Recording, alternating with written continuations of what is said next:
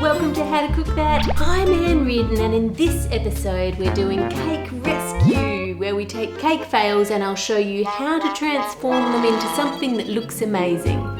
Let's start with this cake that a CBC reporter made for her daughter's 14th. It looks like somehow they've ended up with a dish of cake chunks. Who knows what went wrong? Maybe they overfilled their cake tin like these people did.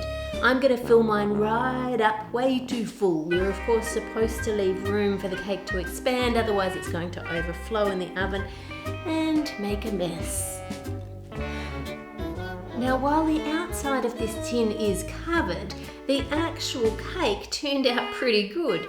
So I'm going to have to break it into chunks to recreate the cake fail and add a little bit of frosting on top and then sprinkle on some raspberries. That looks about what they had. Now to rescue it. Print out the number 14 or whatever age birthday you need and position it on a cake board or a thick piece of cardboard and trace over the number, pressing really hard so you make an indent in your board. Grab some chocolate and cut it into strips of 2 squares of chocolate high. If you saw it with your knife, it's less likely to crack. Then cut those pieces to the length they need to match the shape that you drew on your board, and then use some melted compound chocolate to glue them upright. Once they're all in place, use a sharp knife to neaten up the top edges. Add some whipped cream. You could use frosting, but I think whipped cream will be nicer here. And then add in your chunks of cake. As long as your cake tastes good, you can make it look good by doing this. Add more cream. Now this isn't just to make it look neat, but it also creates a barrier to stop the cake from drying out. Now sprinkle on those raspberries. Raspberries were a good idea. I like cake with cream and fresh fruit. It works well together. And you could leave it there, but I'm going to pile on some strawberries and some red lollies. Just give it a bit of a red theme there. And now that failed cake is a yummy remake. Happy birthday, Zoe. Moving on to this lockdown birthday cake. Now at first I thought maybe this had been made by young kids, in which case it is totally passable. Finally, for the ingredients, we're going to put in a dryer. Now blend.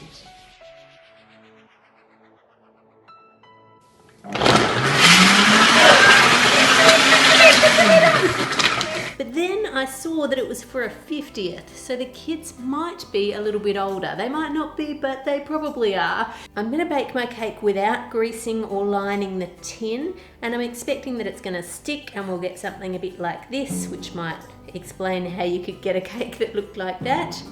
It is stuck, so I'll give it a shake.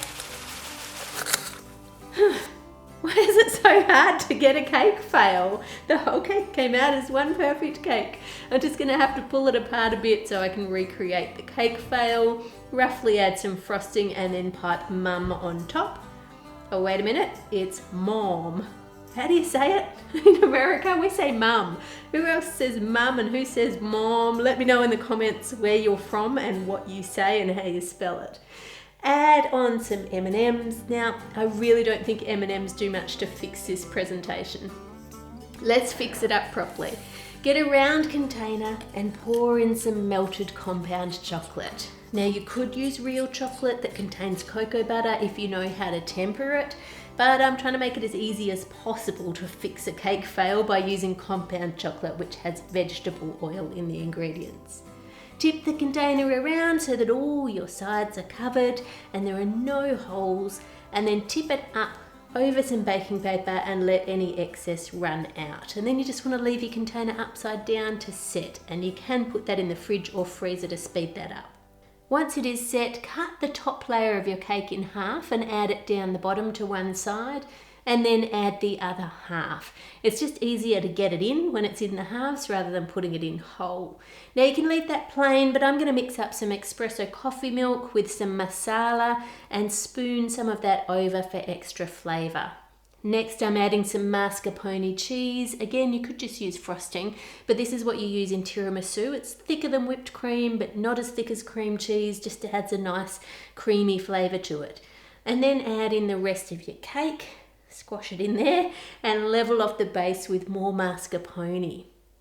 Put a cake board or plate on top and then you just flip that over and then just pull the container off the top.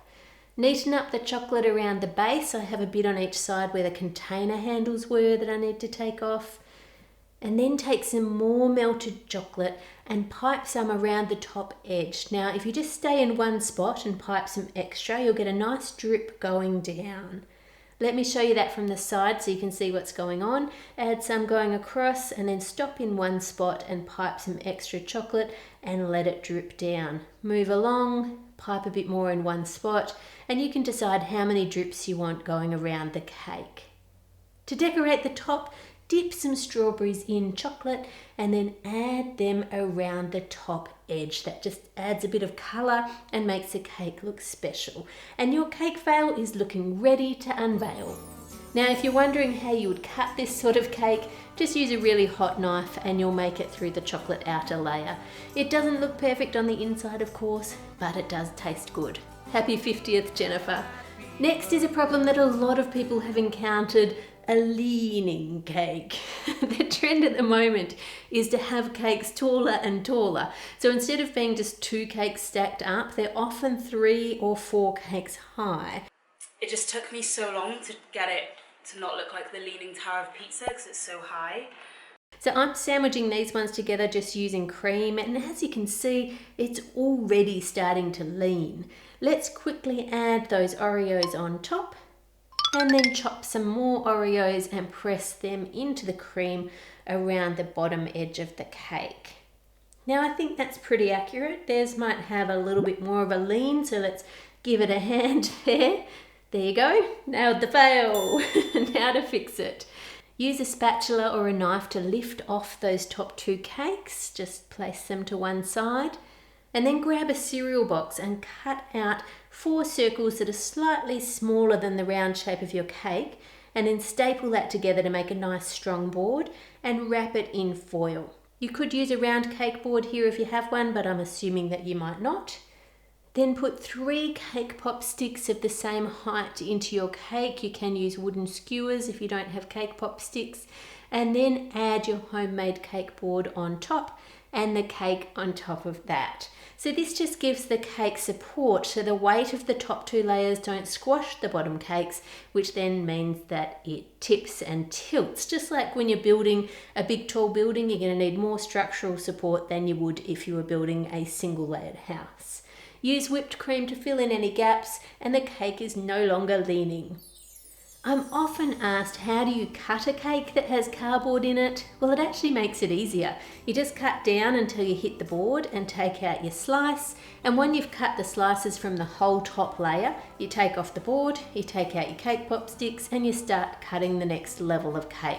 Subscribe to How to Cook That and hit that notification bell if you want to know when there's new ones. And you can of course binge watch all the old episodes that you missed here. With thanks to my wonderful patrons for your ongoing support. Make it a great week and I'll see you on Friday.